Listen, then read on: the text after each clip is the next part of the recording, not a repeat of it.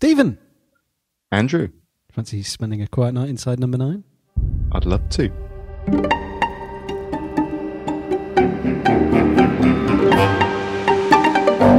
All right, we are season 5, episode 4. Yeah, I thought this was 5 for some reason earlier. Yeah, so I did thought there's one left after this, but there isn't. Oh, there's 2. It's the Talking Heads one next week. Indeed. Misdirection this week.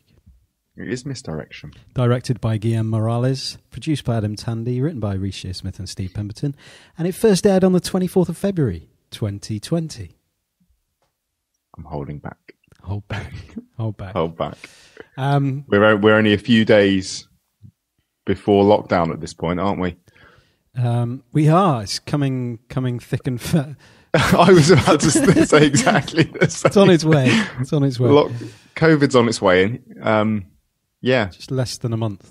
One day, what was it, 23rd of March, was it? We got... That was lockdown, yeah.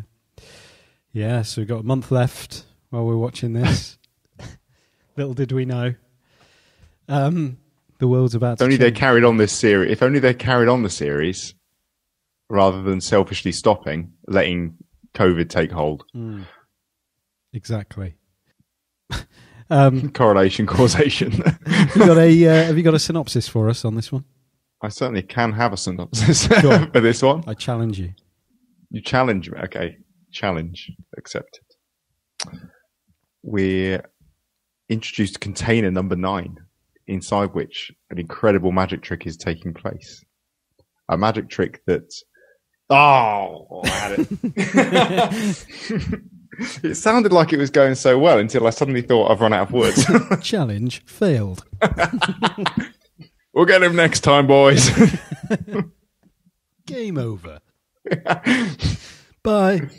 Failed this week's podcast. Try again next week. Bye.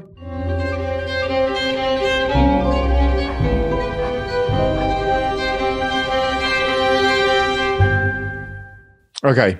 We're introduced to container number 9, inside which an incredible magic trick is being shown off for the first time. This magic trick leads to a grisly murder for which someone will be held responsible. Well done. Well done. Thank you, mate. That'll be. Yeah, grisly murder indeed.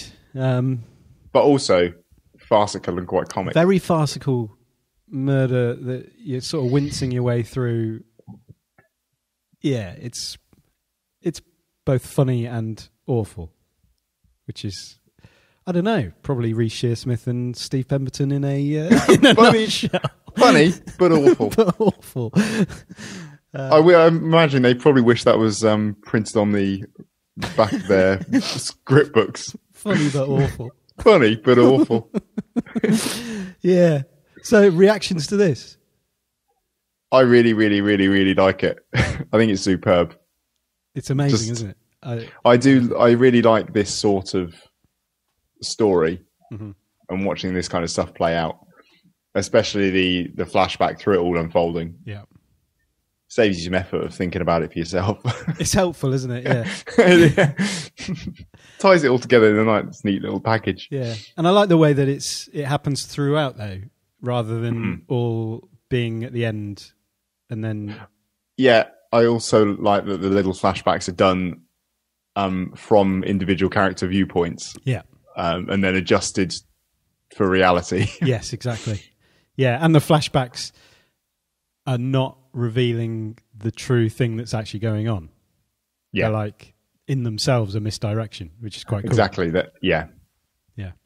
There's layers. There's many layers to this episode. It's a wonderful episode. For me, it brought to mind Riddle of the Sphinx and Bernie Clifton's dressing room and Jonathan Creek. Generally. Yeah, Bernie Clifton's dressing room, just with the kind of the alcoholic aspect, the performance side of things, and you know, the fact that alcohol was essentially Willy Wondo. Willy Wondo. It's a porn star name, isn't it? Willy Wondo. Willy Wondo and his Wonder Willy. the fact that like he was a sucker for the alcohol that essentially killed him. And you've got those two opposing viewpoints on the industry at hand, which is, you've got Willy Wondo, who just wants to get on cruise ships. He wants to, do princess parties at the local Methodist church. Like, he's happy with that. He just wants to do magic and entertain. And he's come up with this. He's a genius inventor of magic tricks as well. Yeah, no one saw that coming. No one thought this is a semi-functioning alcoholic children's entertainer who aspires to being on cruise ships has invented an impossible magic trick that is so incredibly technical that no one knows how it could possibly be done. Which he's planning to do at this princess party in the morning at the Methodist. Yeah, just really freak out the kids. Love it. And then you've got Reese's character. What's his name? Neville. That's quite the choice of name. Neville. Who is much more motivated by external rewards and, having a book and being recognised and all of that stuff. He's a character that we don't really see any redeeming side of in any way whatsoever. No. He doesn't even know sign language. He doesn't. No. No, he's quite deplorable. Even the fact that when he kills Willy, he first thing he does, because in that situation you'd be like, right, that you need to clear up that mess. But the first thing he does is go straight to the notes to find out how that trick's done and to copy out the stuff from in there. I mean, at least he's got his priorities straight, and he knows that was the sole purpose of what he's done. So he might as well get that down. Otherwise, it was a waste. Yeah, good point. How much do you want for it? It's not for sale. Whatever Wayne Dobson has offered you, I'll double it. Yeah, honestly, it's not for sale. This is my ticket onto the cruise ships. Last year, I nearly got on the Queen Mary to Mombasa. You can't waste this on cruise ships. This is Vegas level. It's a game changer. Look, Neville, is it? I'm very flattered you took an interest in my little trick. You're clearly a passionate student of the magic arts. But I'm happy doing my balloon animals and making my grandson smile at his birthday party. Who built it for you? I did. On your own? Yep. You don't realise what you've got. Oh, I do. The world should know about it. It deserves to be seen. It will be seen.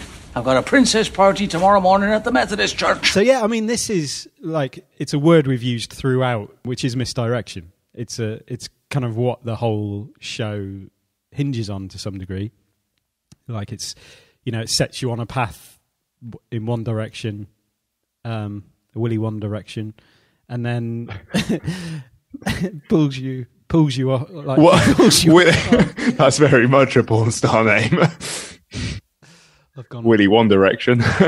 Willy Wondo direction, and pulls you off in another direction. I've gone wrong. The wrong erection. We've descended. Yeah, you know what I mean. What misdirection? You understand what that word means. That's what this. You're right. That's what this show is. Yeah. One big misdirection. I'm now going to be able to get through this episode without pronouncing misdirection as misdirection. Back on track. Don't ask where we are. It's not where we should be. We should be somewhere else. It's a really rich, dense kind of plot narrative. And I think there's the line that when Gabriel asks him, when Neville's explaining what misdirection is. And then Gabriel asks him, could you do it the other way around? Can you use magic to detract from a story that you don't want telling? And that's kind of exactly what he's doing. But Neville has no clue why he would ask that question. It doesn't make any sense. But that's really what we're looking at. Yeah, especially in the context of that, you've just seen Neville go to the trouble of really laying it on thick with an incredibly elaborate piece of narrative around the tarot card stuff. Yeah. And all of that is showmanship.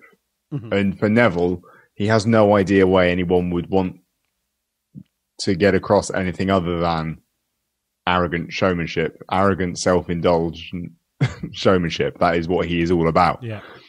Dressing up like a Satan worshipper and and I guess that's his downfall. Really, is that he's expecting some elaborate. What the actual plan itself ends up being quite elaborate, mm-hmm. but not in a showing off way. Yeah, he doesn't announce what he's doing. He doesn't. It's not the hiding in plain sight in terms of I'm telling you exactly what I'm doing right now. Mm-hmm. Watch. It's more subtle than that.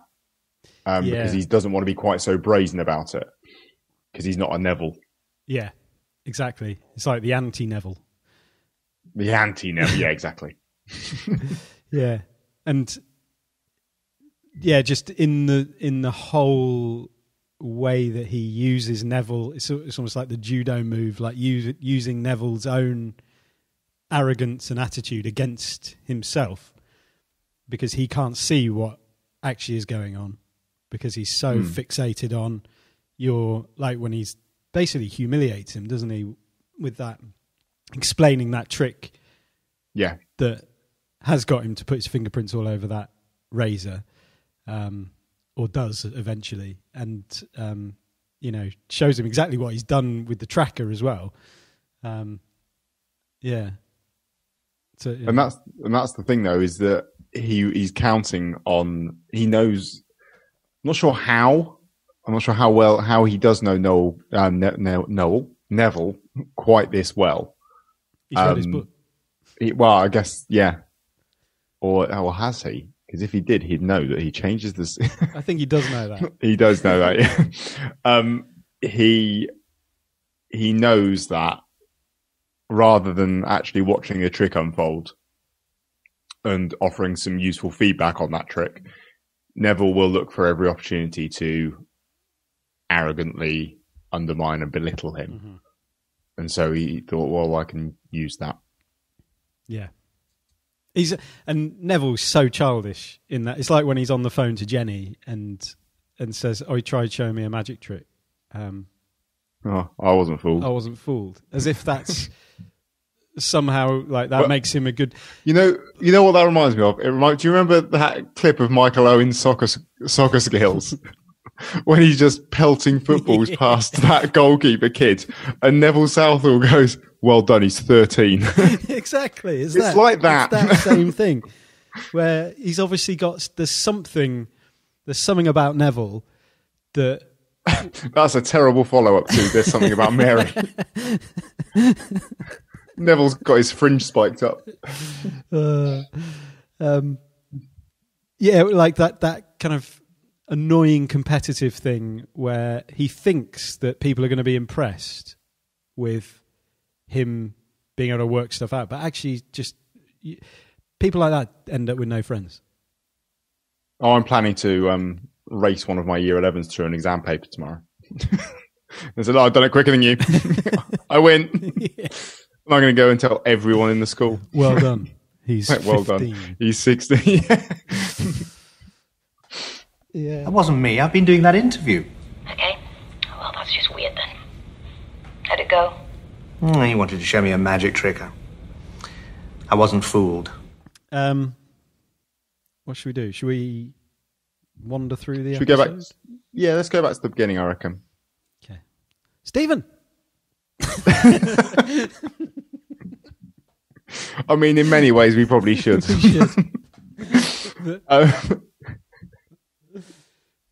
Let's talk about sardines. So, yeah, the beginning scene really freaked me out. The prologue bit initially really freaked me out because, like, the Tubular Bells style music and the man. I mean, a lot of what you feel about Willy's character kind of comes from his voice and the way he sort of bumbles around things. So at the beginning, you're not getting that at all. You're just seeing like this stark thing of the music playing and him putting a sheet over his head, which is weird. And then the tapping of the foot, which is really, really elaborate and fun. And then the chair rising up. And at this point, I was thinking, what am I into here? Yeah. Floating ghosts. Floating ghosts. Yeah, and it's seeing Neville's character at the beginning. He's the student at that point who doesn't know how this is done. Which is what makes it all the worse later on, when he was so desperate to understand how that trick worked, and he had no idea, and he couldn't get his head around it, and it drove him mad to the point that he murdered the inventor of that trick. To then see him later on completely belittling someone who's come to him and asked for some help with their own magic, it's just awful. It again makes him seem even worse. Yeah, and it's all that hypocrisy that just runs through his veins with the fact he's got all of those security cameras up and he's so security conscious because he's basically afraid of himself. He's afraid It's a projection, isn't it? Yeah. He knows what people are capable of because he did it. That's himself. it. And that conversation about stealing someone's trick is worse than murder. It's like, well, you did both in one foul swoop. I wouldn't start pitting those as mutually exclusive either or things. No, exactly. You did cover both of those things. Yes. How do you think they came into contact? Because obviously they're not friends. They, which is where it's different to like Bernie Clifton's dressing room. He's obviously seen him perform this trick somewhere, or I guess so, but I don't know. Is Neville hanging out at a lot of children's birthday parties at Methodist churches?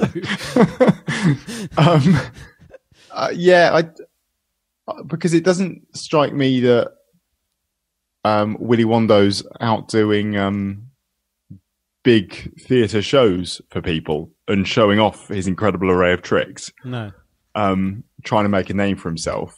And where young budding magicians are spotting him and like, can I come and see your trick? I don't know how Neville's gotten hold of.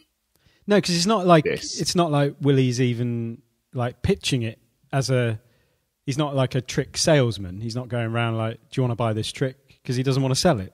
No, unless it is a case of word on the street is that this guy's doing this trick in really humble surroundings. And Neville's tapped him up as a right, okay, I can get hold of this trick now, and I imagine he'll probably tell me what it is, especially when he finds out that he's an alcoholic. Well, that's obviously something he's very aware of right from the start, isn't it? Yeah. So maybe Willy Wondo's known on the scene as a small-time guy who does amazing tricks. Yeah. And Neville's decided this is his route into the magic industry. Mm-hmm. Yeah. And I like that, when he's done the trick, obviously you can't see anything underneath the chair, like, and then he talks about it being 100 degree. You can have 100-degree vision around it. Yeah, very specific viewing angles. Yeah, there. Exactly. Which actually makes it sound like Willy's quite technical. And he does know his stuff, and he's less bumbly and all over the shop and just sort of stumbled across this by accident than is made out. Yeah, because that's how it kind of feels. It's like he's a very humble guy. He's like, I just did some stuff and it worked. But actually, that gives a bit of an insight into the fact that he's probably a bit more technical. Yeah, I think he loves what he does. He puts a lot of effort into it, and he for not a lot of financial gain. No, it sounds because it sounds like he lives in a hostel or lives in some sort of. He says about they like them back. They don't like you coming in after 10. Okay, good spot. So they like you coming in, inside 9 o'clock, that kind of thing. I should be off. They don't like you coming in after 10. So Okay, well, You know where I am now, so do feel free to pop your head in any time. And if you ever do decide to sell, you come to me first, yes? Yeah, so he's obviously living in quite humble circumstances, but he as it kind of later comes out, he takes his tricks seriously to the point where he's got lawyers who are supposed to be protecting his book of secrets to give to Gabriel when he turns 25. But it must just be he's a bit of a purist. Yeah. And he loves this for what it is to entertain. And actually he thinks that the best people to entertain are kids at birthday parties. Mm. They're the ones who feel the most awe and wonder out of what he does. Mm.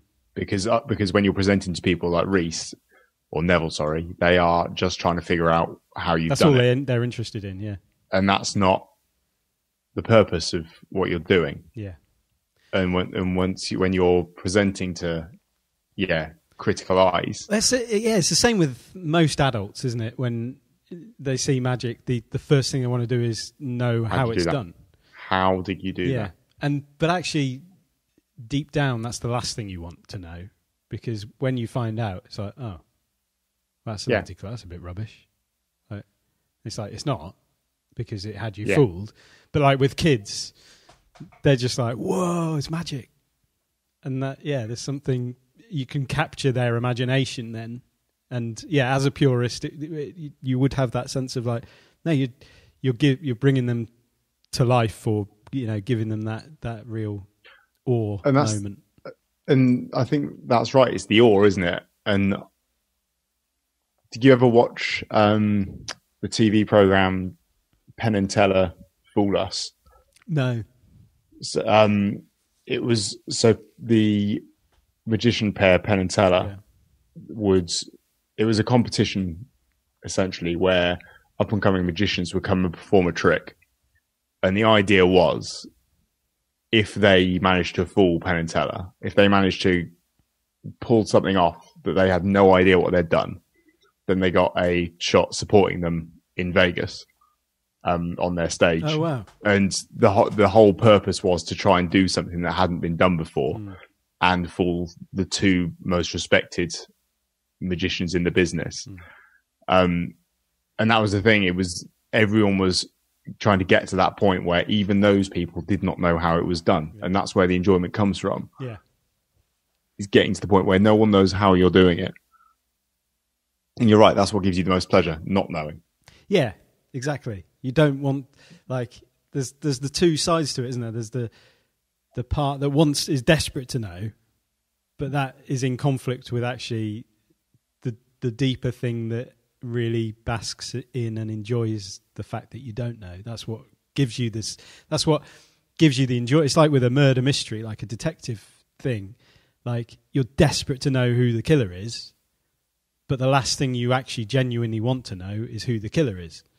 Because otherwise you would just turn to the back of the book. Yeah, exactly. Oh, it was him. Right, let's go. Let's go back. That was the whole thing with Twin Peaks, with finding out who Laura Palmer's killer is. And David Lynch knew as soon as that is revealed, the whole thing's over. Like, everything, and it's not actually it's about what made that. Season 2 quite difficult. Exactly. You reveal it within the first sort of 4 or 5 episodes of the season. And where do you go from there? Yeah, you go to a very strange place. But yeah, it is a weird human thing where you're desperate to know. But the even weirder thing about it though is that it can't be real. Even though it's better to not know how it's done, because that gives you a better feeling of awe and wonder about what you've just seen. You also still know that it can't be real. Yeah. Because magic isn't real. Yeah. Which adds another level of weirdness to this set of emotions that you feel when you see a trick done. Yeah, exactly. Yeah, and it's all over the place. I suppose, with Neville, it's a control thing. With a lot of people, it's probably a control thing. Like not knowing is quite scary because you're someone else has got your mind under not under their control, but like they know something you don't know, and that's for some people a horrible place to be, because you want to be in control and you want to know as much as everybody else about what's going on in this situation. Apparently, this trick is, as far as is known, is impossible to pull off. Yeah. There isn't apparently a way of doing this. I think they did it with like a forklift or something, didn't they? Or did they lifting him from behind? I think, yeah, which they then took out in post-production. They used something to lift it, yeah, because you see him almost braced, don't you? Yeah, with the sheet. There's some like manoeuvring under the sheet, and that's him putting a seatbelt on. But I don't. That's a part of like he's obviously doing something under there that means that his chair is going to rise up in the air. Yeah, like, that's even more like what? How does that? What's he doing? What is it? Yeah. Rocket Misdirection. Rocket boosters. Solid rocket boosters. They're back. They're back.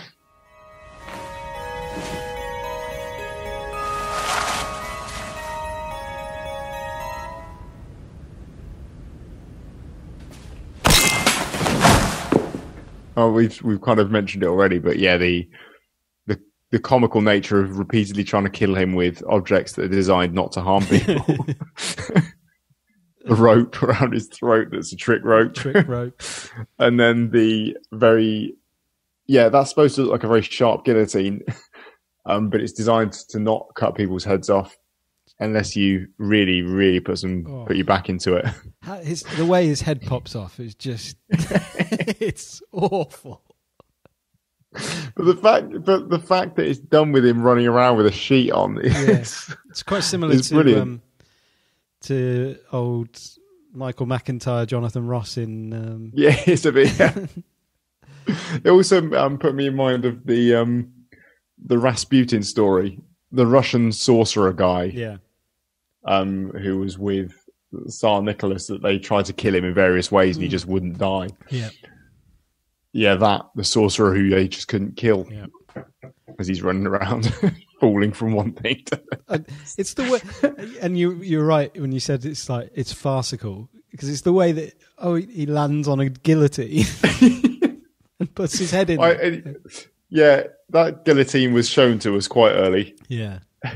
Chekhov's head slicer. Yeah, exactly. Yeah. So then he is. We also do get a mention very early doors here of the grandson who he likes to perform tricks for at birthday parties. We do have him mentioned here. Mm-hmm. So we are aware that Willy has a grandson that enjoys his magic tricks. Mm. Yeah, there you go. That's not Chekhov's grandson. It's not no, it's Willy's grandson. The seed has been sown, so to speak. Willy's seed has been sown.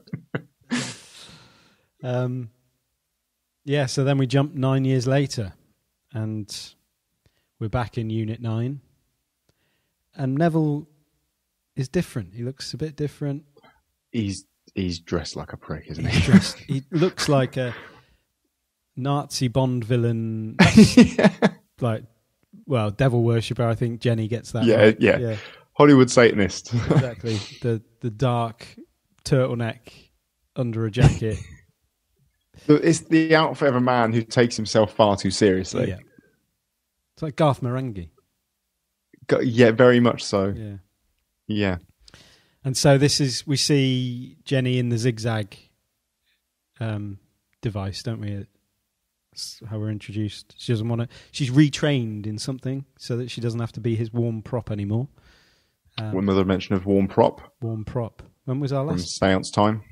Oh yeah. Well remembered, man. Thanks, man.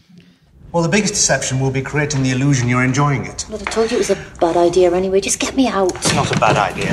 Classic illusion. This is why I retrained, so I didn't have to be your warm prop. Well, don't do it then. It's only a photograph for a student magazine. I'm sure they won't be bothered. I'm only doing it to sell a few more copies of the book. Is that what you're wearing? What do you mean? For the interview, you look like a devil worshipper. Yeah, I really like that interaction. The way that she's just very blasé, just hanging out in the zigzag. Yeah. And having Which, if you don't know how it works, looks really painful. yeah, it's like... Also, I noticed there was a bit of misdirection with this, the way that he was pulling the blades out, and there was a lot of focus on those blades and then being put back. Yes. That made me think, this is going Chekhov's somewhere. blades. The blades are coming back. Chekhov's blades are... we need to stop this. We do need to put an end to this Chekhov thing. Should we pledge to end? Pledge to end, unless it's genuine. But what is genuine when it comes to this sort of thing? I feel like it's not a Chekhov thing unless it actually has a payoff. Okay. Because then that's showing a gun that isn't used. Yeah. Okay, so the blades are... And as we find out from Sphinx, that's not what this is. No. The blades are not... out. They are just a misdirection, I think, in the filming. Or just a sort of metaphorical, allusion to... No, go on, finish this. Finish it. The fact that a blade is what comes later. It's actually all about communication, is what I think. Well, it is actually. That phone. No. Yeah, Skype. I'm not allowing this. Okay. Yes, so Jenny's off to wherever she's going, staying in a hotel tonight for some work conference or something. And at that point, I'm really invested in. And Gabriel is arriving to do an interview. I don't know, how's he set up? Is it like a budding magician or someone for some sort of publication coming for an interview? Well, yeah, I think that's it. It feels like, yeah, he's a budding magician who has got an interview with him for. So I think it's kind of an overlap between those things. Yeah. Maybe he's working for some sort of publication as well as, and that's why he got this interview gig. Yeah, and obviously Neville's trying to promote his book at this point as well. So and lining up his statues. Yeah, and he's also said that he's only doing this to sell a few more copies of his book. He does, doesn't he? Yeah.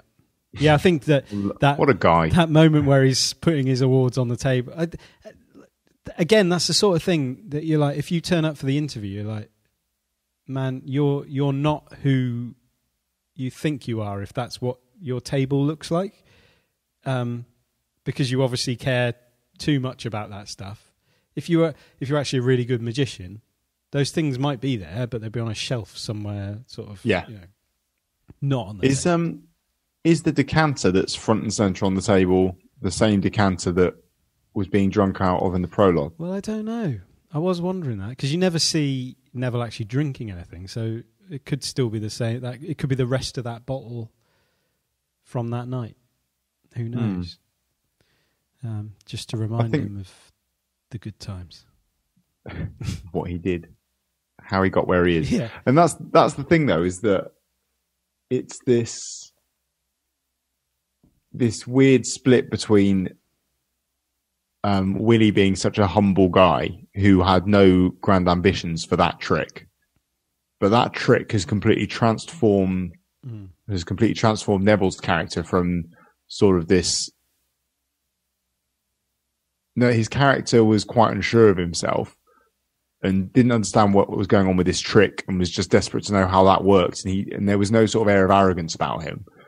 There was a murderous, dreadful I think air about him, but I think he was probably just a bit of a crap magician. Yeah, who didn't. But now it's just turned him into a monster. It didn't turn him into Willy. It didn't turn him into that magician. It turned him into an awful human being. Yeah, an arrogant, just surface level prick. All off the back of something that he didn't invent, and he doesn't really seem in any way humbled by that this has all happened off the back of someone else's work. No. There's no hint of remorse about that or concession to the fact that No, deep it's almost down he knows he doesn't deserve it. It's like it's his God-given right. Yeah, it's almost a sense of he's earned it by getting rid of the person It was in his way. Yeah, and finding out that And he may have convinced himself of that. he may well have done. Yeah, He may be delusional enough to believe that he won this election and it was stolen from him. Could I take you back to where it all started for you, which probably would be the floating chair trick? A chair-raising experience. Yes, that was a game changer. And you created that in here? Not very far from where you're sitting now. And nobody else knows how it's done? Not another living soul. So sorry about this. Should have turned it off. yeah. So Gabriel enters, and he's got a real disarming presence to him. Like his kind of a bumbling, nervous performance that sets you up thinking he is what he's conveying himself to be. It's a very good actor, very good showmanship. Acting within the acting. Yeah, brilliant. And this is where we see the first of the instant replays from Neville's perspective with the taking of the ring. Which kind of sets it up that Neville is in control of this whole kind of encounter, because it's him that Gabriel's a shit artful dodger. Yeah. He's trying things. They're not gonna phase Neville. Yeah, and so Neville's too good for this. You have that kind of sense of, okay, this guy is a budding magician, but he's not very good yet, and he's just trying some stuff out, but you're not going to see anything remarkable. I mean, I think I clocked that there was going to be a link with Willy. Really, I think that was fairly obvious to me early on, that Gabriel had some link with Willy, and this was going to be some sort of vengeance thing. But I didn't really have any clue how he was going to go about doing it. No, I didn't know to the extent to which it was going to be one massive, almost con job. It is really, isn't it? It's not a trick as much as it is just a. Yeah, I think that's right. Like it's a heist type. Yeah, type it is. thing. Yeah, because he doesn't set it up in such a way that, like with the whole pledge turn prestige thing. Yeah. Of like, here's the thing. Well, that's back again, is it? Here's the thing. Then the thing disappears, and then the thing returns somewhere else. And obviously, the thing returns. The thing is the razor in the the blade in the safe. And that is a proper like prestige moment. But it wasn't that was the. I think it's justice. That's in some ways the blade represents justice in Gabriel's eyes. That returns, or the like with the tarot cards, or the some sort of order has been restored, the balance has been restored, and that's what has been missing, disappeared when he killed his granddad, and now it's come back in that safe. And that's the thing, is that Gabriel's character is a bit grey in terms of his morality and his aims. Yeah, he's not a hero. He murders someone. Yeah. He murders Neville's wife. Yeah. Which is pretty awful, considering we didn't even really know that much about her. She didn't really seem to deserve it at all. No, quite. Yeah. let's have her gone. Just as a way of. So he's by no means a saint.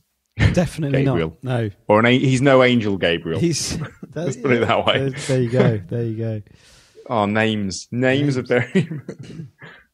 No, that's true. Just Gabriel. It's and Willy Wondo.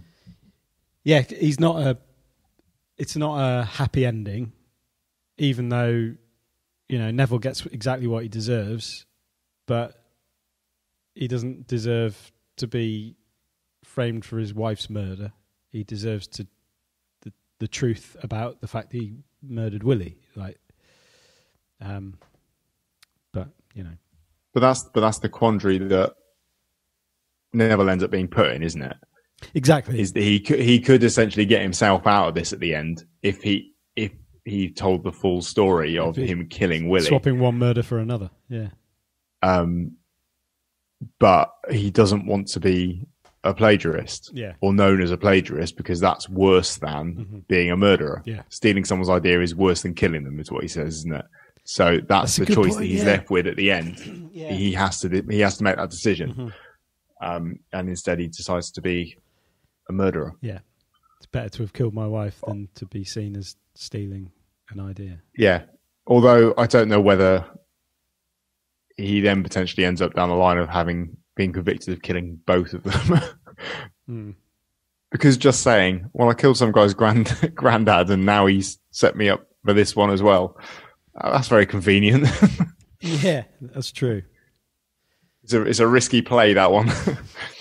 So I guess we then enter this situation with Gabriel sitting down and talking to him, and the whole scene unfolding here is where Gabriel is carrying out his performance, isn't he? He is performing at this point here, and there's all these bits of misdirection in here, but the overall aim is to get hold of that safe code and frame Neville for the murder. Yeah. That's what we know at the end anyway. Yeah. That's what this is all about. So there are misdirections that we are told were misdirections within this scene. And we're told, I saw what you were doing there. That was a misdirection for this purpose. But then it later turns out that, yes, those were deliberate. the ones that you're flagging up to him were obvious, were meant to be obvious. Yeah. In order to. Yeah. There's layers to this. Yeah. So the first one's so he gets a phone call, doesn't he? Yeah. Or his phone goes off, whether it's an actual phone call or not. And then is this where he goes and writes something down? Says, "I'll just, can you spell that for me?" And spells it out. Quite presumptuous just to use someone's I know, yeah, pad of paper on the side. Yeah. And you see at that point, Neville, there's that look because he turns around and he looks like he's suspicious, like he looks unsettled. He looks like something's not quite right here, but that's partly because it's quite brazen and a bit disrespectful, and I guess it's deliberately brazen because he knows he wants him to go and do the old shading over the top of it to see what was the indented writing stuff. Yeah. And that's done deliberately, and that is a bit of misdirection there. And the even bigger misdirection is the fact that there isn't a Mount Weasel, as far as I can tell, in anything. No. And that is all there just to freak him out. No, that's pure misdirection. That's just to get him to use the safe. Yeah. To feel like he needs to look at it and get rid of it. There's something in those documents in that safe that is a Mount Weasel.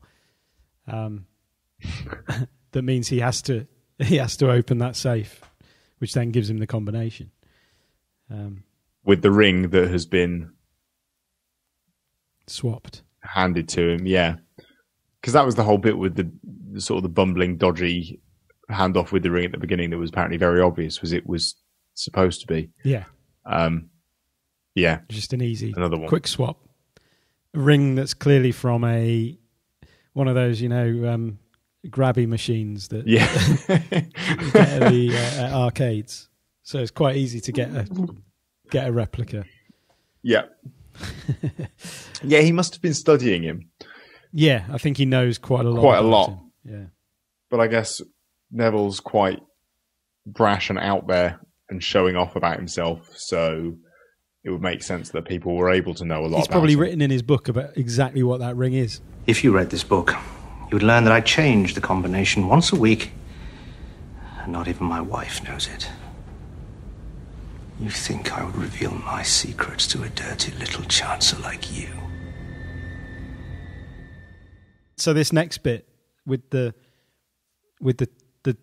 kind of comparing, giving that trick, saying, okay, here's a fresh pack of cards, and then naming the card, and then saying that's the same trick as this one.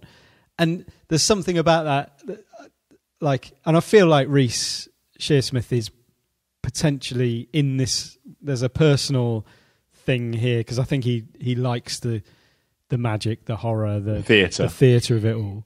And there's something quite nice about, setting things up with that story, with the music box. Oh, no doubt. And it makes and there's a lot. It makes it there is a cool. lot of truth in that, and that's what performers do, isn't it? Yeah. That's if you take Derren Brown, that's exactly what he does. He produces a story around what he's doing. Exactly.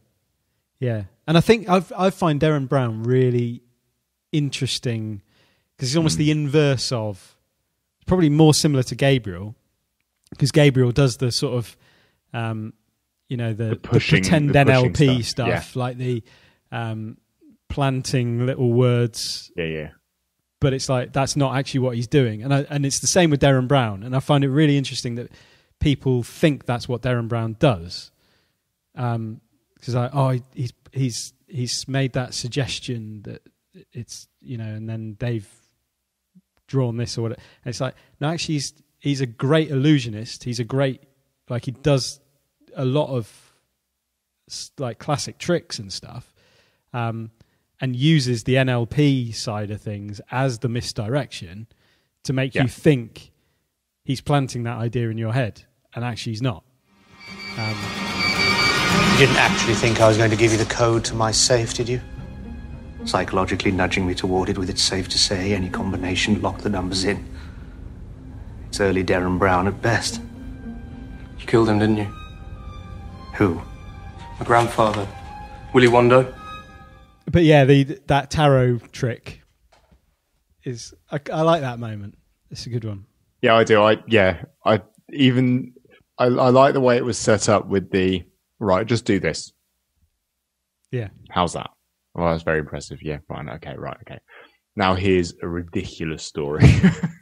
A ridiculous story about my grandfather in rural Germany. There was random explosion. Yeah. I don't know where the explosion came. Especially also with just the intense expressions and the speaking in German and reading Dead Toten. Yeah. Yeah. But it's cool. Yeah. The theatrical showmanship of that, it like just shows what it is, what it is about. And that misdirection is the story, the telling of that story, sucks you into it, and you're looking at it like, oh, it's the cards that are, this is scary or whatever. That death card has got out of that box and leapt onto the table, but I didn't see it happen. No, it has. Of course, it hasn't. Yeah, exactly. That never happened. And also, like, yeah, we're all going to die anyway. So it's not, when you actually think about it from a logical perspective, it's like. Well, in case you weren't aware, before you tuned into this podcast, we're all dying. We're all on a long, slow march. Sorry to land that on you. And actually, there's the side of this trick as well that reveals kind of like a meta narrative of what's going on in the episode as well. Like and I don't know if that's a nod to, well, yeah, you can ascribe meaning to anything. But yeah, like the Hand of Fate, Wheel of Fortune, and then the Wisdom card. That's Granddad. That could be Granddad. And the Justice. Justice, righting a wrong. Magician, we know they can't be trusted. And then Death is in your future. And it's like, yeah, sooner than you might realise. Yeah, and then that's where you get this line about, misdirection is a simple trick that's allowed to hide in plain sight. And then Gabriel asks, does it work the other way around? Could you use the magic to detract from a story you don't want to? But yeah, why would you? Yeah. Why would you want to do that? Well, you'll find out. Yeah, the misdirection is the elaborate narrative that allows a simple trick to hide in plain sight. I know which one I prefer. And does it cut both ways? Could you use the magic to distract from a story, particularly a story you want to be kept secret? I'm not sure I follow. Could I show you something I've been working on? Of course. You'll find I am the perfect audience member. I never spot a thing. And this is when Gabriel pulls out his trick, which is 5-digit code. It's dreadful. See, I can't imagine many magic purists being happy with the idea of a motion tracking pen that feeds back. No. I imagine that would make Tommy Cooper roll in his grave. Oh, it's lame, isn't it? It's really lame. And that's why, as you say, this is more of a heist. This is more of a con job than it is a magic trick. But again, this is the misdirection. There is that, oh, well done. You've worked out the device I was using. That means you're not going to give any thought to the fact that I might have been using it somewhere else instead. Yeah. Because if I draw your attention to it in this context, that's all you're going to think about. Yeah. I'm hiding this technology in plain sight in front of you, but in a different way, which means you'll not go. It misdirects you from where I'm actually using True. it. Yeah. Yeah. I mean, even I knew it was a trick. I still winced when he cut his hand. And so did Neville. And there's an element again of he's not quite sure what's going on. He's a bit unsettled, isn't he? He's unsettled. And I think there is that sense of foreboding doom in this whole interaction. There's a real sense of, and it's for us as the readers, it's like, what is going on here? Because you've obviously seen the first scene where Neville has killed Willy, so that's been set up for you. It's not like because I heard them talking about Hitchcock saying about the bomb under the table. Is it like the bomb rule or something like that, where two characters having a conversation. Look forward to 4 episodes time from now when we'll be talking about how this is the bomb rule. Two characters having a conversation above a table or around a table, not floating above a table, just sat at a table like people. Yeah, I'm aware. Yeah, we don't do it very much anymore, but yeah. If you've seen that there's a bomb under the table before you see them having a conversation, that makes that scene a lot more nerve-wracking than if you just see them having a conversation. And, yeah, of course. Yeah. And I think they talked about this being showing the bomb at the beginning of the episode, so that this interaction now with Neville and Gabriel is like you've seen the bomb under the table, and now you're kind of unsettled and unnerved because when's that bomb going to go off? What is that bomb? And that's the thing, though, I think, is that what flips here is that in that prologue scene, you weren't expecting the violence. I didn't see that blow to the head coming, whereas now you're expecting the violence, but it doesn't come. Yeah. And it's swapped around in that way. Nothing's under the table. Yeah, that's true. Yeah, anything could happen. Like, again, the annoying, competitive, defensive way of explaining what he's seen for Neville. Like, as he's like, well, you've done this, and then obviously that's happened, and then and it's the Jonathan Creek style flashbacks, and then there's that great moment with and then you used a wax thumb tip to draw the number, and it's like. No, and then flashback to that happening. It was a small thing. And then he wasn't actually using... There's that great little... him with the candle, like, looking at the camera, like, there you go. Remind me a bit of Spaced. Yeah. And then he's like, am I close? And Gabriel's like, no. It's like a kind of cute, ashamed... begrudging, No, you don't... You thought it was a wax thumb tip. You haven't got a clue. Yeah. The trick itself was diverting enough, but sadly the misdirection was not. The offering of your own pen, the pantomime of the phone call, the go and get me fruit, the clumsy razor switch, it all feels so flagged. It's a catalogue of how not to's, I'm afraid. Useful if you're still starting out. I hope this helps. It does. Thank you. I'll work on it. Yeah, it's basically humiliating him with the razor stuff, which is perfect because it's like, yeah, who's being fooled here?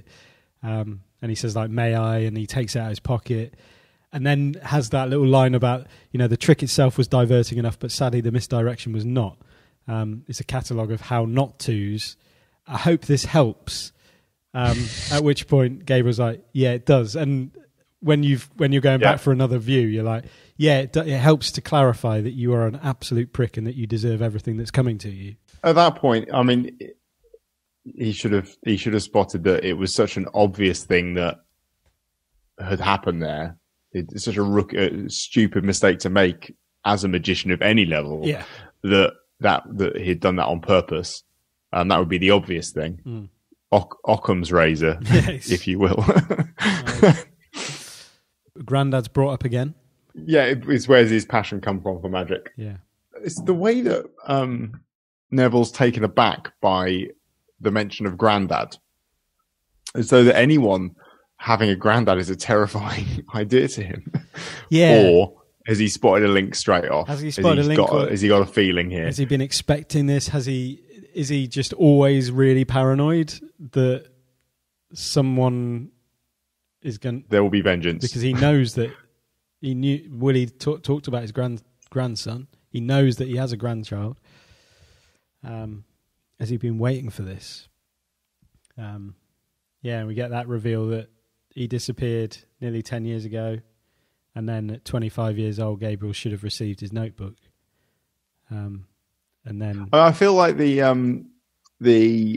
I never mentioned he was dead gotcha here wasn't entirely fair because he said he'd disappeared and he was supposed to have it. I think it's fair to assume he probably died. He's an old man who disappeared. So it's sad I didn't say he was dead. How did you know he was dead? Well, it's a fair assumption. I mean, I feel like I'd have picked him up more on the fact that when he said he's taking his secrets to the grave, it's like, well, might have been cremated. How did you know he was dead? Exactly. Come on. I had a Viking funeral and just sort of floated out to sea on a raft and set fire to it. Floating around, yeah. What counts as a grave? Does a grave have to be intentionally dug, or is it just your final resting place? Any hole you end up in.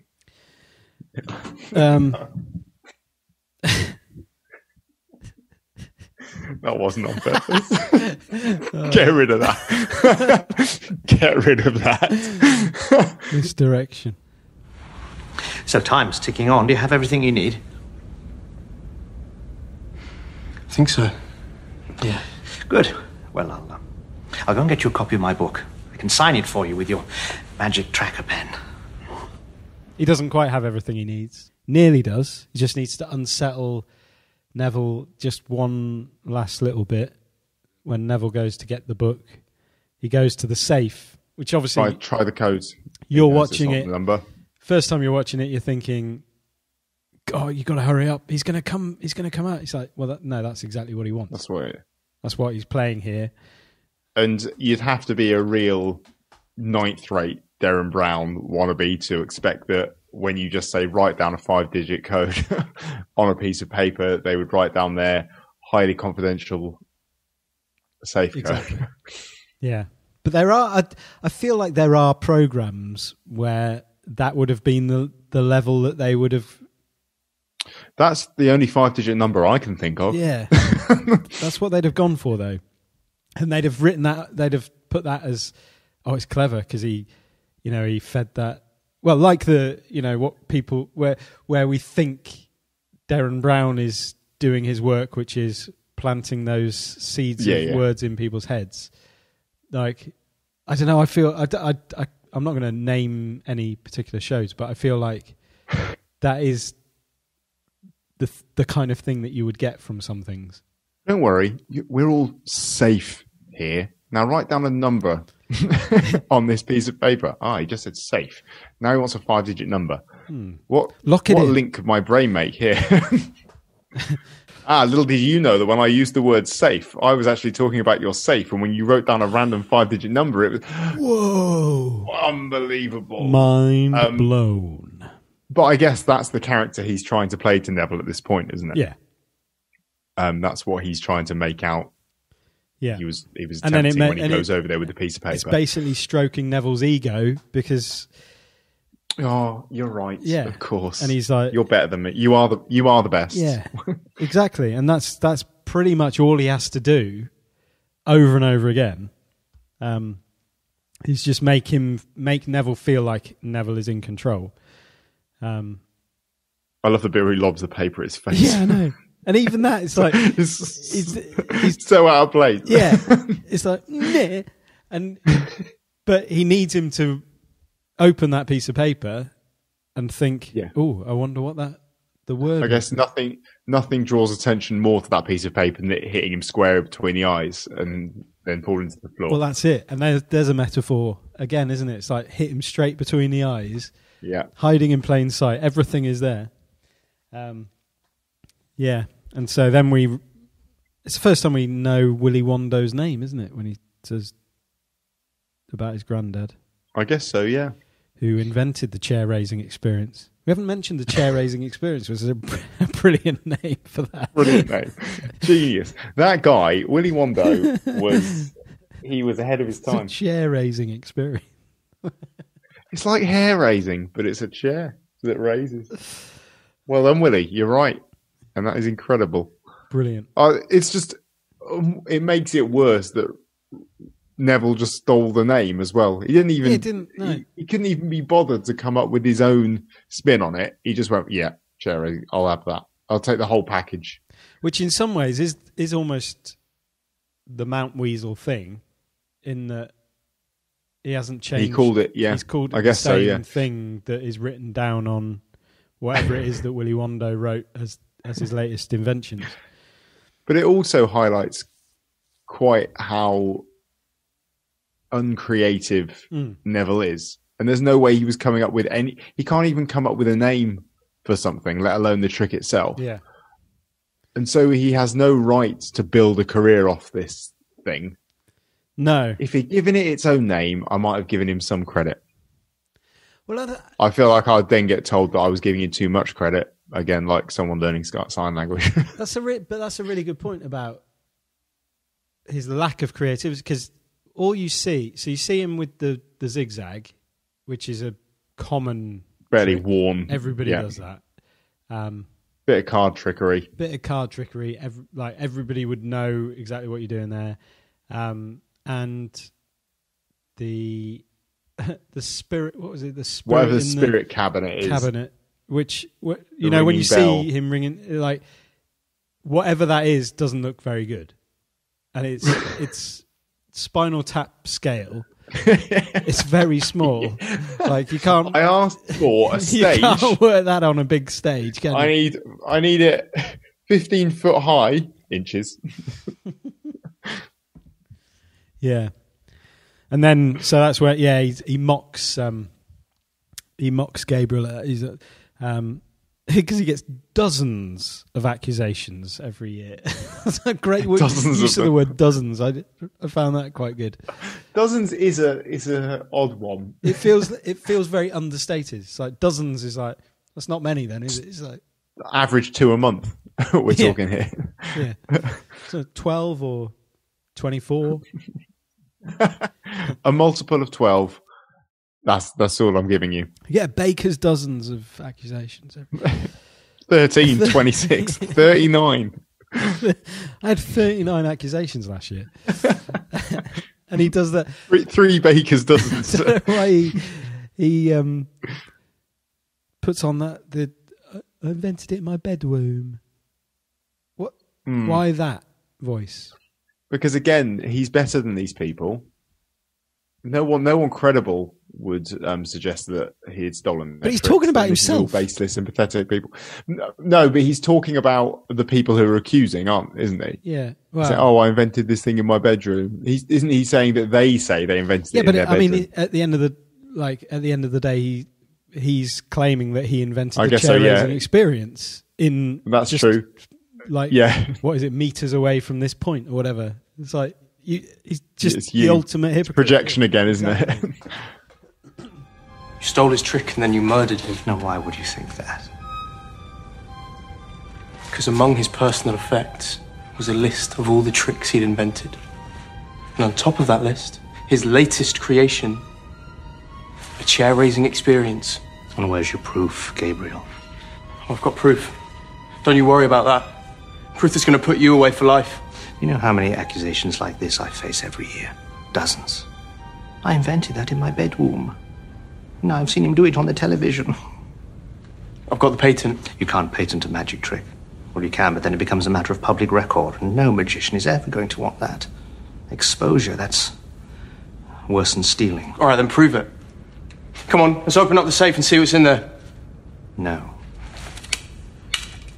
Yeah, and then they talk about the patent, which is quite interesting. No one would patent anything because then it's in the public domain. So everybody would know exactly how a magic trick is done. And so, yeah, and that's where it's like, okay, you're thinking, how do you protect intellectual property in that sort of realm? But that's the thing, isn't it? Is the magic circle is very much something that relies on honor, and it has that societal aspect of it. Of it's like a community where everyone is kind of looking out for each other, and people are impressed by each other's tricks, but they don't try and steal them. And that is the moment when Gabriel throws the Mount Weasel at him, essentially, which is in itself it's a way of bringing to light those people that don't honor the plagiarists, and it's calling out through their own plagiarism. The fact that they're not being honest and they are stealing stuff. And I think I don't know an awful lot about the magic community, but I get the sense that people don't even really try and replicate tricks because that feels like a bit of a cheap shot as well. That lacks creativity. Yeah. Even if you pursuing how, I could be wrong, but I feel like pursuing how something is done and just trying to do it again yourself probably isn't a particularly great way of going about doing your business as a magician. No. So, he did it first anyway, so there's not a lot of point. Mm-hmm. And that's the whole underlying story of The Prestige, isn't it? Of them chasing each other, trying to work out how the other one's done something and trying to replicate it themselves. And that doesn't end well. It ends up with bodies in a tank. But you have the same effect. So, like going back to the card tricks, it's like the same effect, but it's come to in a slightly different way. Definitely in The Prestige, it's like actually the original trick is really quite simple. It didn't rely on Bowie Tesla in any way at all. Yeah, and you're right. I don't know anything about that world either, but I imagine there's honor and respect that goes on, and it's almost like a standing on the shoulders of giants sort of thing where you're like, wow, like, and it must be quite cool to see another magician do something and think, I don't know how he's done that. Yeah, and it's always pushing you to try and inspire that. And we're back to that same awe and wonder thing, isn't it? You're trying to inspire that in your peers. Yeah. And those are the best minds in the business. How can I do something that's going to impress them? Because if it gets them, think about what that's going to do to the general public. They'll lose their shit. Yeah. And actually, and with Neville, actually, it's all the surface level. So he's not developing any tricks himself. He's all about how can I deliver the existing tricks in a way that is more theatrical, shows off my showmanship. I'm the focus here, not the magic. Exactly. Yeah, and I think that that's a. But then that's the thing, though, isn't it? The personality should be the misdirection. Yeah. If you think about the big personalities, it's the way that they behave and the way they conduct themselves on stage is what allows the misdirection to happen. They use sort of bravado and things to misdirect, whereas Neville isn't really doing that. That is him. He all the way through is not a misdirection. That's just who he is. Just the direction. Yeah. Yeah. Look at me. Just his direction. By the way, have you seen this trick over it? Yeah.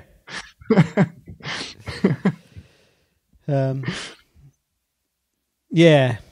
So you get the. So he's a bit unsettled by this, isn't he? He's become quite unsettled, especially when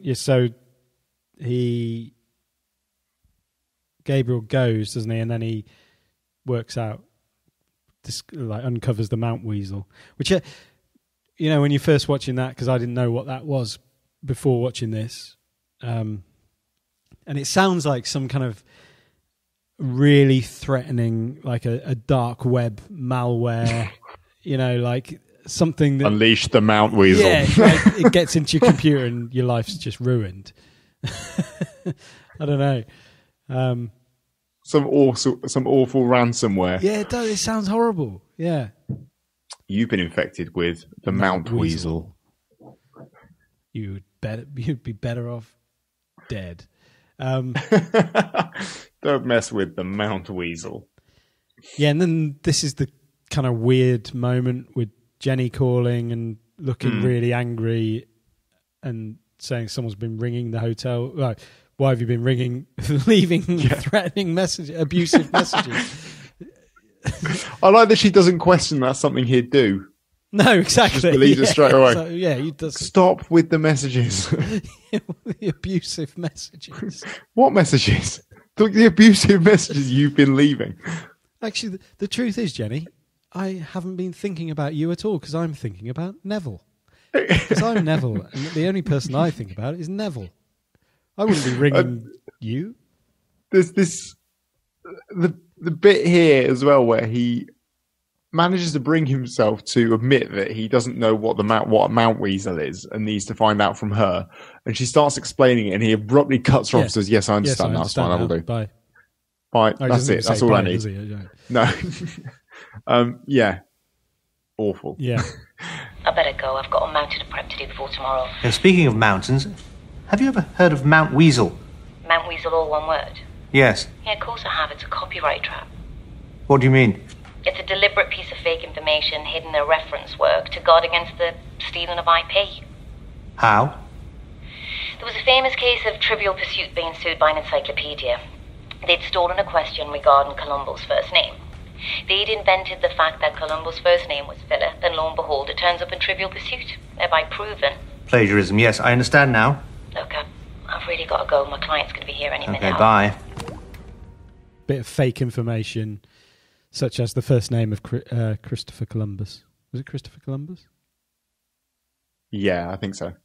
It was something like that. No, it was Columbo. Wasn't it Columbo? Was it Columbo? It might be Columbo, actually, yeah. I was going to say Christopher Columbus's first name was Christopher. Phil Columbo. Was that the name they went for? I don't think so. Oh, it might be. I want to find out. Was now. it Philip Columbo? Christopher Columbus. What's Christopher Columbus's first name? Philip. Oh, no one knows. No one knows what Columbo's name actually was, apparently. But it definitely wasn't Christopher Columbus.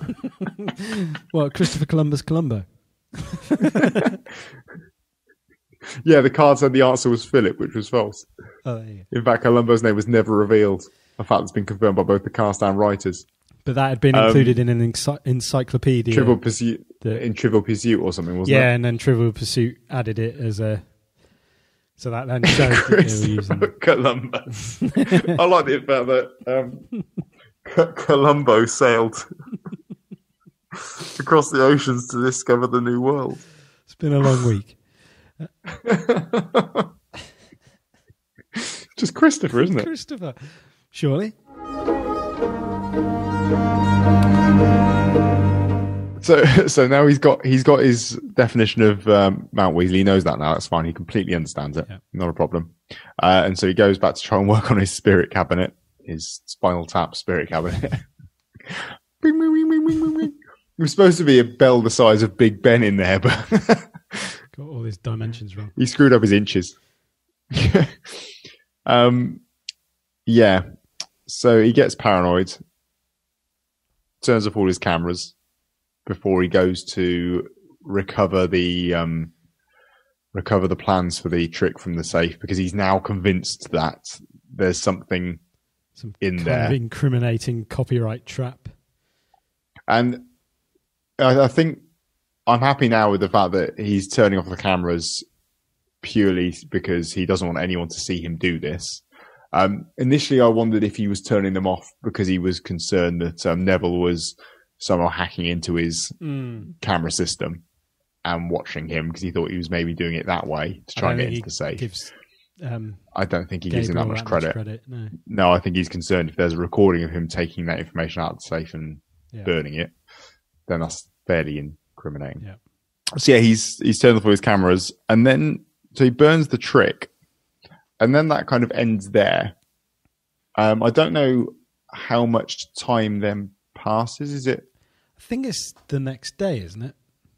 The next day, and I don't know whether this is a case of whether he's a bit freaked out that he's burnt the instructions for the trick and he needs to convince himself that he remembers how to do it, or this is just a vanity thing and a bit of a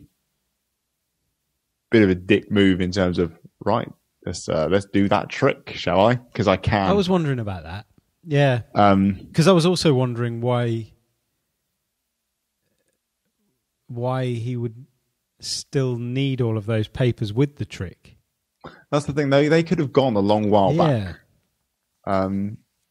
If he knows about it, and unless the instructions are quite in depth as to how to rebuild that chair, if anything were to happen to the chair. But you're right. It does feel like he doesn't really lose anything by getting rid. And if they're evidence, I don't think he has any interest in passing his tricks.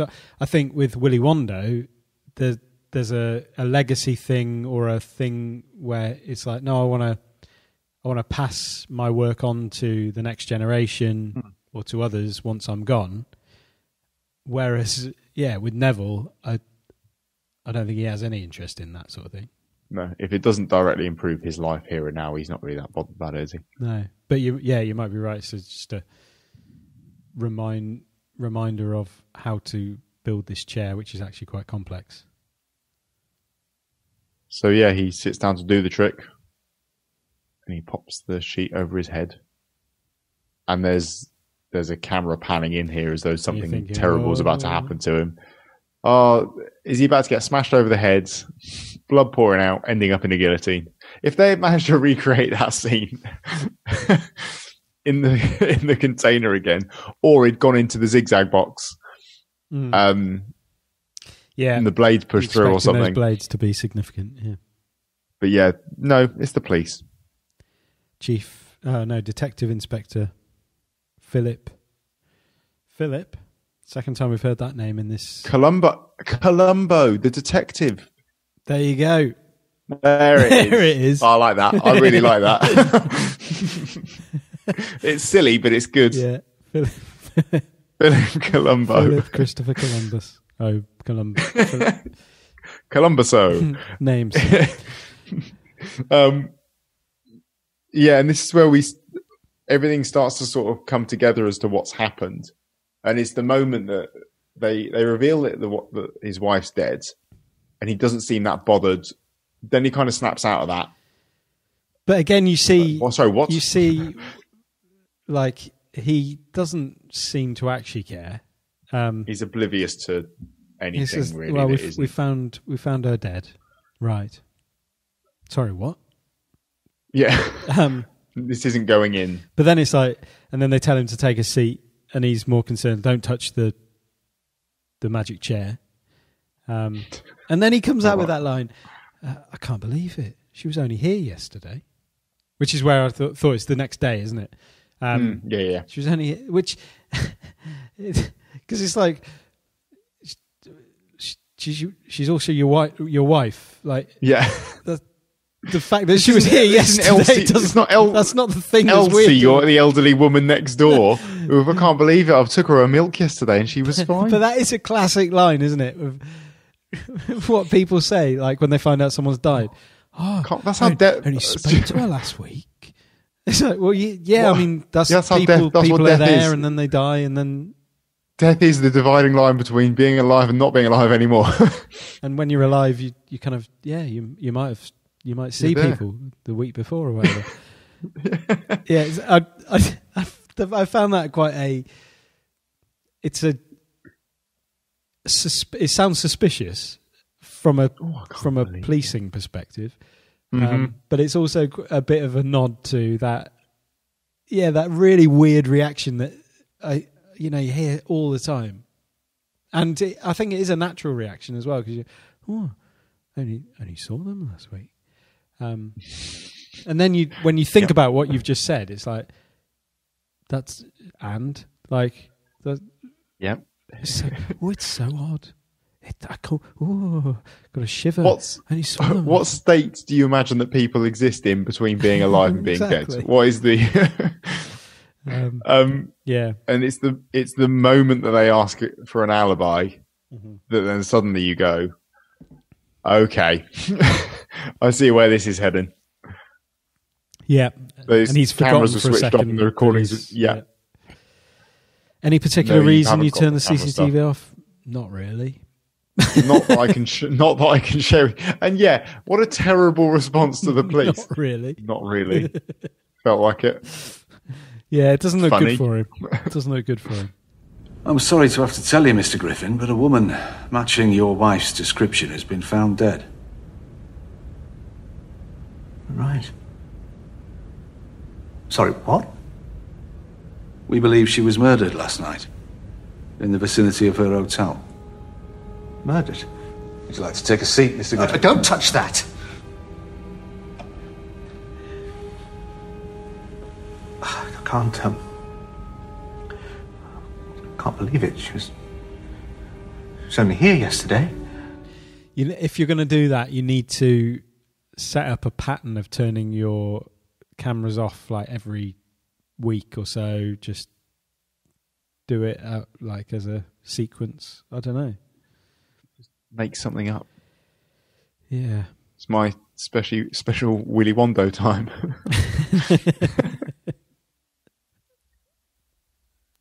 Where I watch recordings of the great magician Willy Wondo. But I want to do it in private. That's what I meant. And this is a brilliant, this is a beautiful turn that happens where that Columbo becomes the magician basically for the rest of this trick, because he, the lines that he uses, exactly. Am I right in thinking you're the only person who knows the combination to this? Yeah, exactly. There's no way anybody else could know it. You never wrote it down. Okay, could you open it for me, please? And it's perfect way of bringing in that.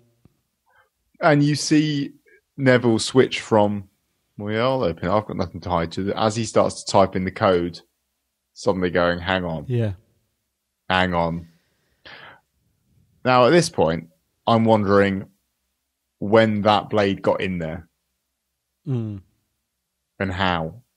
Did Neville carry out the murder? Or was it happening while he was doing the interview thing? And the interview was the misdirection from that going on at the same time? Well, no, because... But yeah, Neville had the blade, didn't he, I guess? She rang him afterwards. And her blood's on it, I guess. Oh, yeah, of course she did. Yeah, it was after it. Yeah, so it was that night. So it would have been that night. So, yeah, she then went to her meeting or whatever it was and was murdered after that with the blade that Neville had already handled.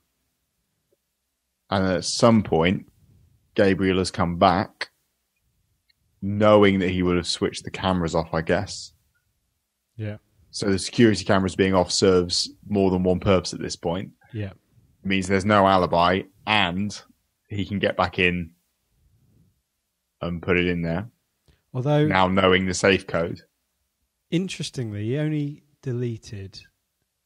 I don't know if did he turn off all the security cameras? Because he only deleted footage on that where it was pointing towards a safe.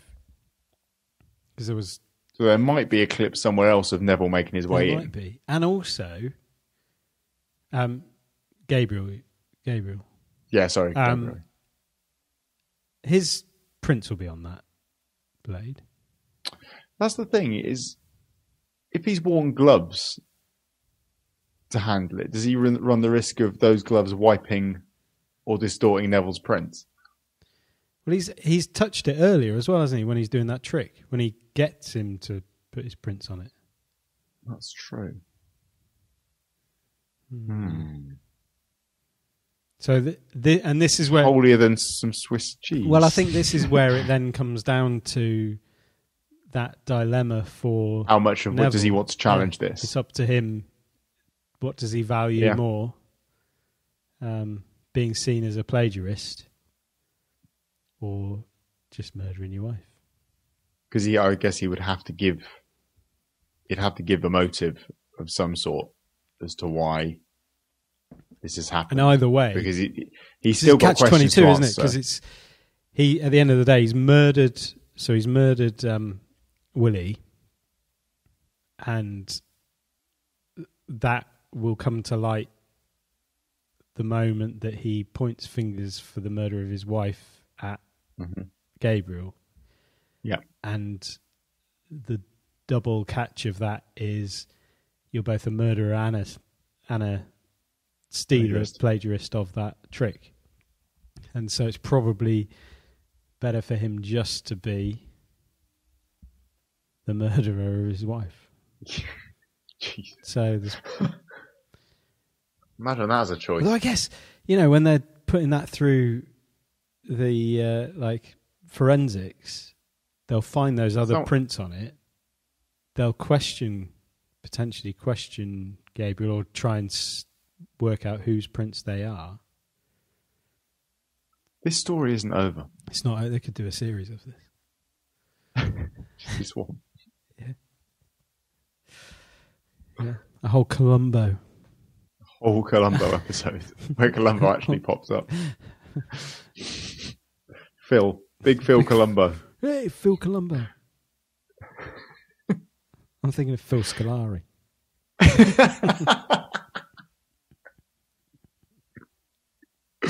He discovered South America and Brazil.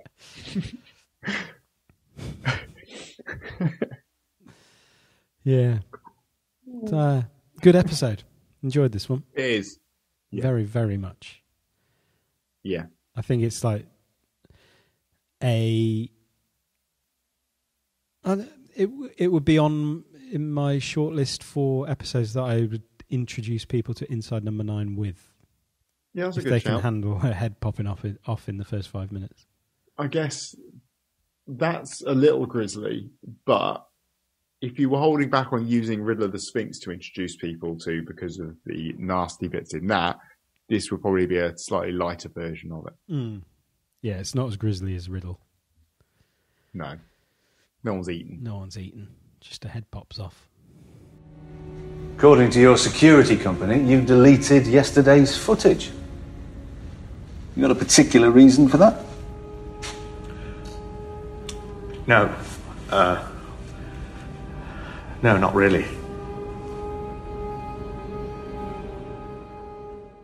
All right, well, if you've got any thoughts on this episode, we'd love to hear them. Do email us a Quiet Night Inside No 9, that's the number 9, at gmail.com. As it's the number 9 rather than the spelling. You made a point of saying no 9, and it said that's number 9. All right. A Quiet Night Inside NO number 9. As in, it's really hard to A Quiet Night Inside No number 9. It's really hard to describe. People have been managing to email every week, so I'll assume that you've got it across the people well who enough who we've read the emails of. There might be people sending emails. That's true. To the that could be the tip of the iceberg. Yeah, exactly. There might be millions of emails that are just bouncing back at people who would then probably got the address wrong. I'll try it with the digit 9. That's better. There might be someone Inside else with the other email address. Though. Inside No 9 digit 9. No 9 digit 9. That's a crazy email address. Or no one else has got it there, have they? Or get in touch via Twitter, AQNIN9. That's the digit 9. We'd love to hear from you. Yeah, great. Cool. We're going to end there. Probably best. All right. Have a good week. You too. Bye-bye. Bye-bye.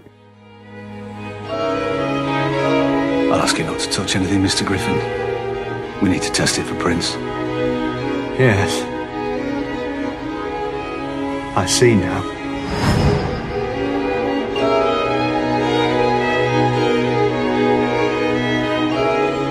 Neville Griffin, I'm arresting you on suspicion of murder. You do not have to say anything, but it may harm your defence if you do not mention, when questioned, something you later rely on in court.